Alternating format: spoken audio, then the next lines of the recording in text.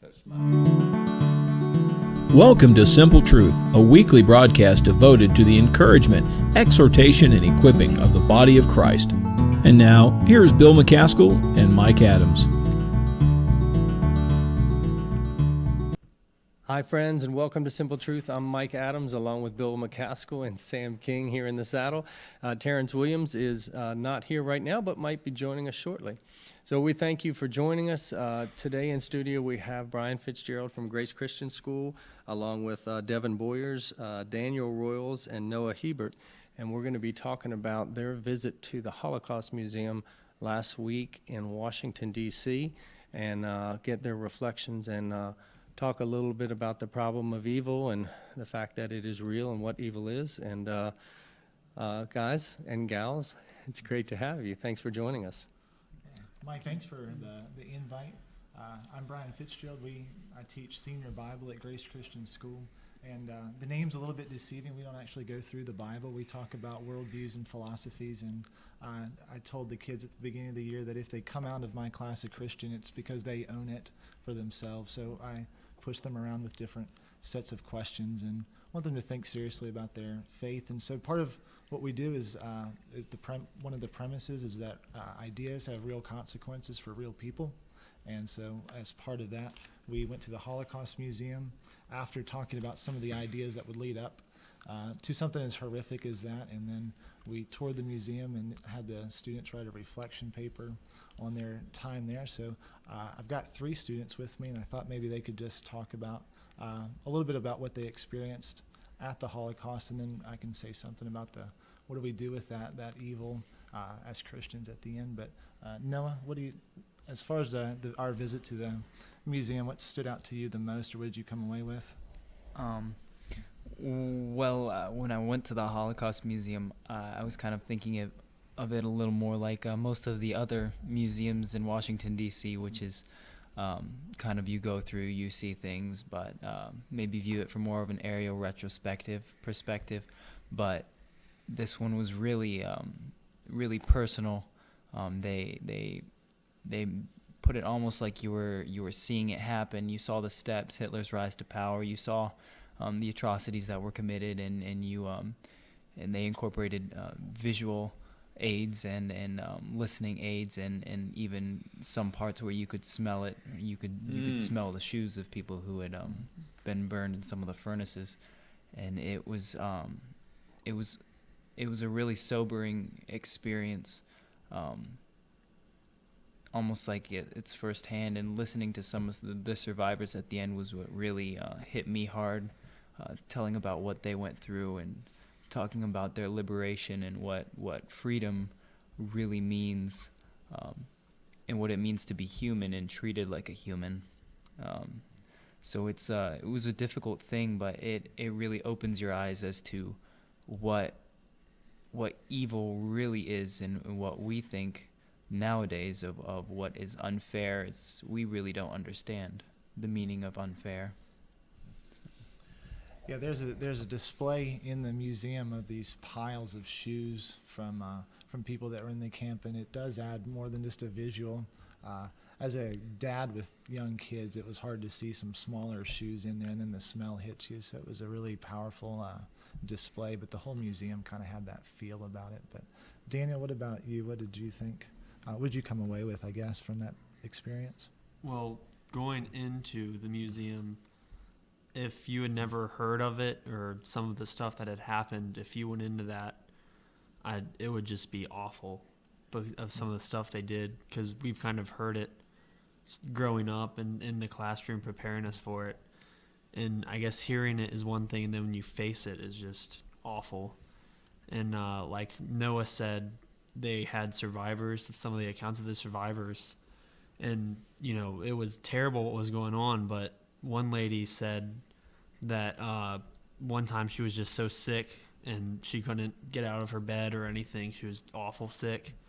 And Nazis were coming to view the camp to make sure everything was going right for them.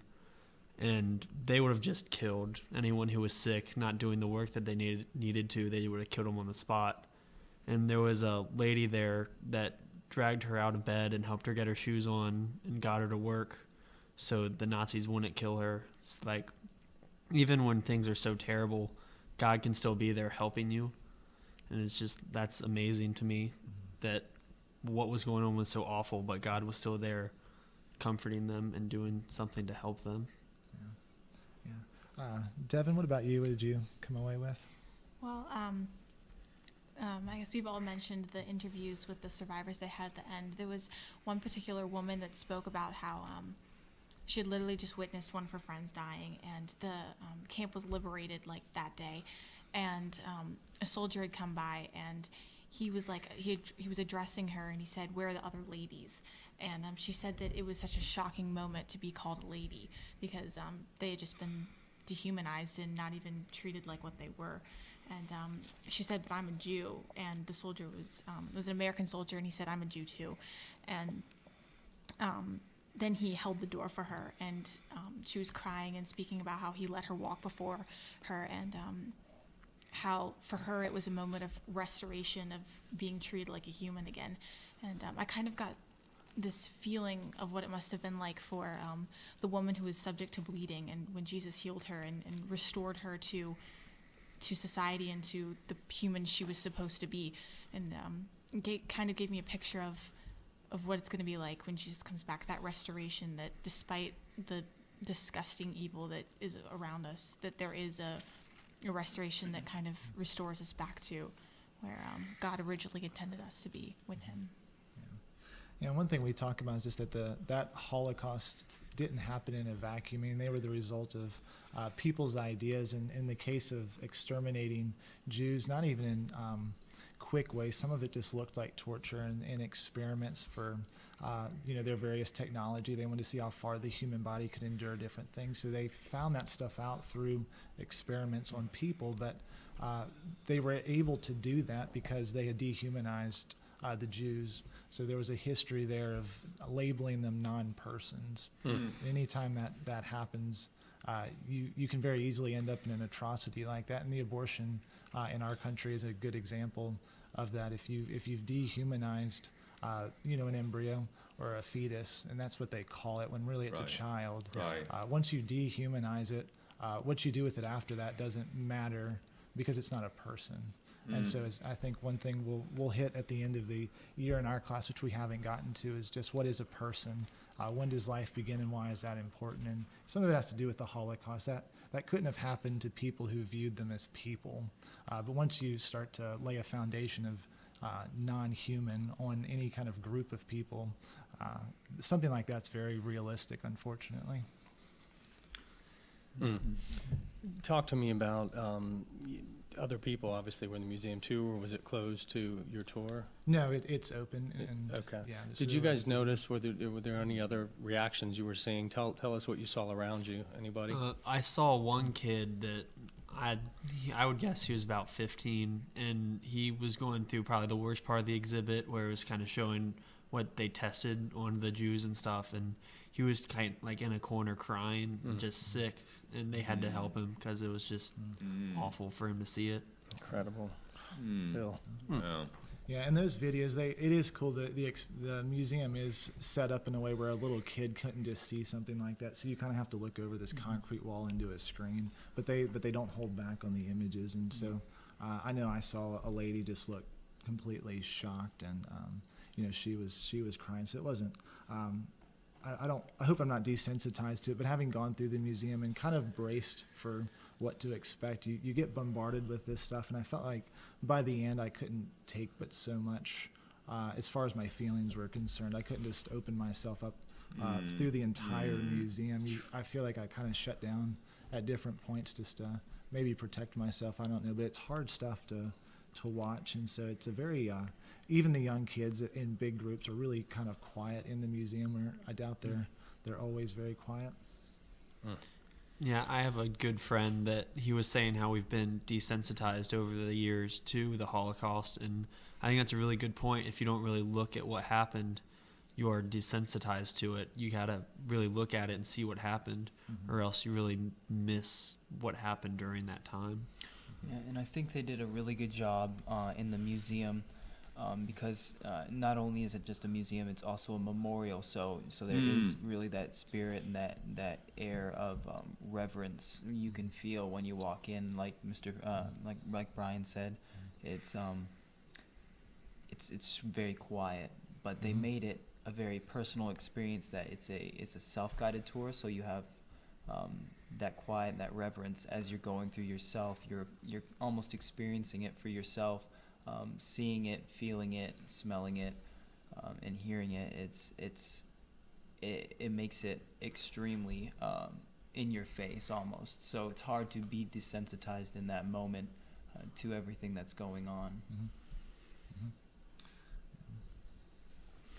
I'm just kind of taking a breath here after listening to your accounts, and it's hitting me, and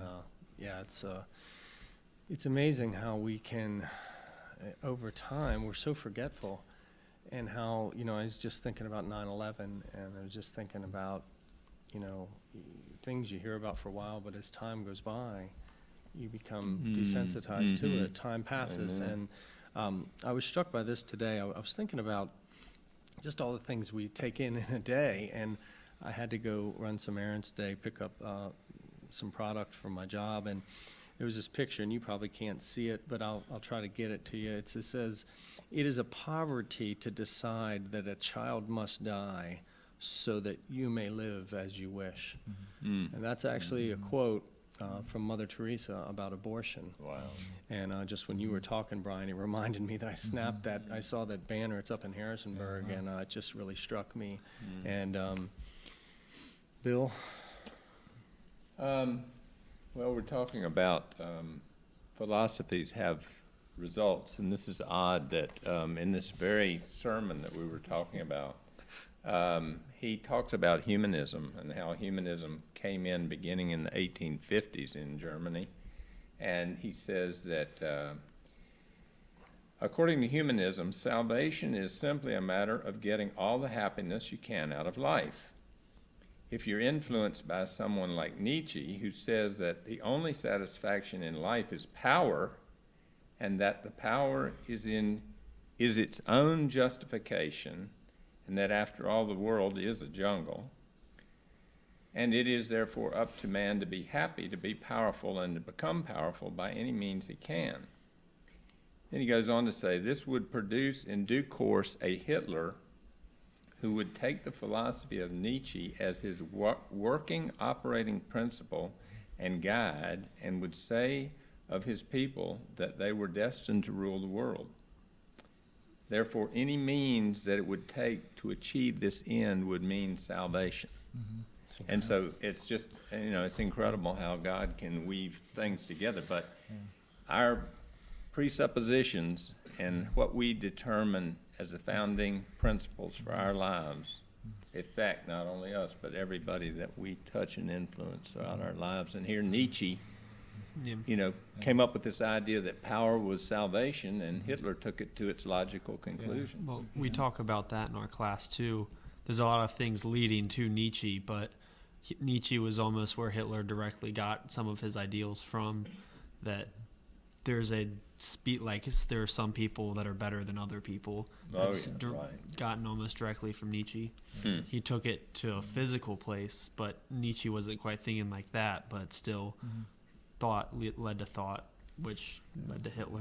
And I told the kids at the beginning the three things that we hit, which all philosophies deal with, is truth, freedom, and salvation. And so that's what we try to hit from the Christian perspective: is truth. What is freedom? It's not just freedom from things; it's freedom to do things. Thank you for listening to Simple Truth. We hope and pray that these messages have blessed you. We invite you to check us out online at simpletruthradio.net. Once again, thanks for listening to Simple Truth. I'm Sam King, along with Mike Adams and Bill McCaskill. May you have a blessed week.